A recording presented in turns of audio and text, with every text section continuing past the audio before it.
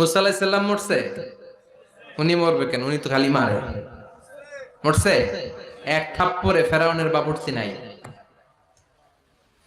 মুখের আগে হাত চলতে কয়েকজন, এর মধ্যে মুসা আলাইহিস সালাম আছে না নাই?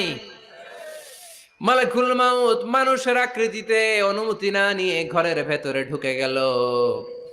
ঢুকে বলে, আনা মালাকুল মাউত, আমি মৃত্যুর ফেরেশতা। তো কি চাও? জিতু আন আকবাদা রূহাক, আপনার রূহ কবজ করতে আসছি। কিন্তু মুসা আলাইহিস সালাম দেখতেছেন দিব্যি একজন মানুষ, কি দেখে?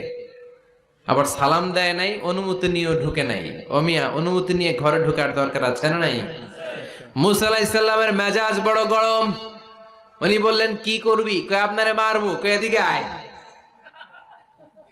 মালাকুল মাউত মনে মনে ভাবে, এতদিন সব মানুষগুলো আমারে দেখলে দিত দৌড়, আজকে মনে হয় আমারে দিতে হবে দৌড়।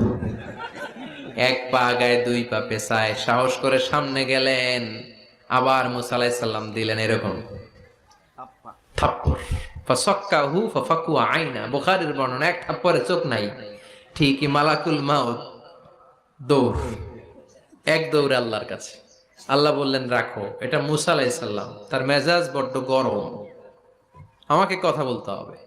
আল্লাহ বললেন, মুসা, বুখারীর বর্ণনা, গরুর পিঠের উপর হাত রেখে দাও। রাখা হলো। তোমার হাতের নিচে গরুর যত পশম, প্রত্যেক পশমের বিনিময়ে এক এক বছর করে হায়াত বাড়িয়ে দিলাম। মুসা আলাইহিস সালাম অনেক চালাক নবী। উনি বললেন, আল্লাহ, আমার হাতের নিচে যদি গরুর 2000 পশম থাকে, তার মানে 2000 বছর হায়াত বাড়িয়ে দিলেন, কিন্তু এক্সট্রা হায়াত যখন শেষ হয়ে যাবে এরপরে কি হবে? আগে ওইটা বলেন। আল্লাহ বললেন, সুম্মাল মাউত, তারপরে তো মুসা মরতেই হবে, আসতেই হবে। সাইয়েদনা মুসা আলাইহিস সালাম বললেন, ফাল আনা, তাহলে আর দেরির দরকার নাই, এখনই আমি আপনার কাছে চলে যেতে চাই। মালাকুল মাউত মুসা আলাইহিস সালামের রূহ নিয়ে উড়াল দিলেন। সুবহানাল্লাহ। বাঁচতে পারছে?